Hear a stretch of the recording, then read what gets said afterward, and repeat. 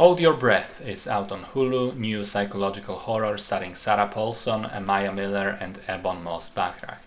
Story takes place in the 1930s Oklahoma during the Dust Bowl, which was a period of extreme drought in large parts of the US, resulting in water shortages, crop failure, and dust blowing everywhere, blowing into the houses of people and into their lungs. Sarah Paulson plays Margaret, a woman who's trying to take care of the house and her two daughters in the absence of her husband, who left temporarily to search for better job opportunities. Margaret is stressed out.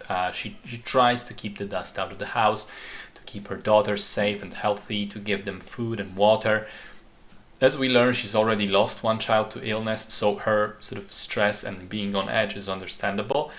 But when a mysterious preacher shows up one day, her fears and worries go into overdrive, and her mind begins to unravel, unable to distinguish reality from delusion. So I thought this was a decent movie, but it might be disappointing for people looking for more of a straight horror, because this is more of a psychological drama about mental illness, about a good person's mind spiraling out of control, and that person becoming a danger to herself and to others around her, despite her best initial intentions.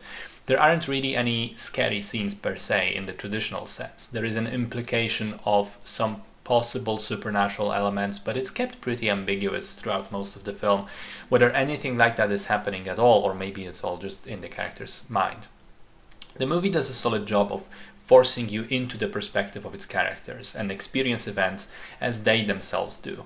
I also liked how at the very end it kind of switches protagonists, driving the point that the mental issues have become the main villain, the main danger. I thought performances are good. I liked Sarah Paulson very much. She's properly intense. I also thought Maya Miller, who plays the elder daughter, was rather solid. Her performance definitely added to the tension of the movie.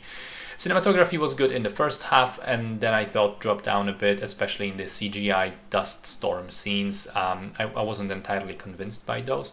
I also think there are some little elements of the plot which don't quite make sense, such as the timing of the sheriff showing up at the very end, right as the storm begins. But overall, it's a decent movie. Nothing particularly memorable, but okay nonetheless.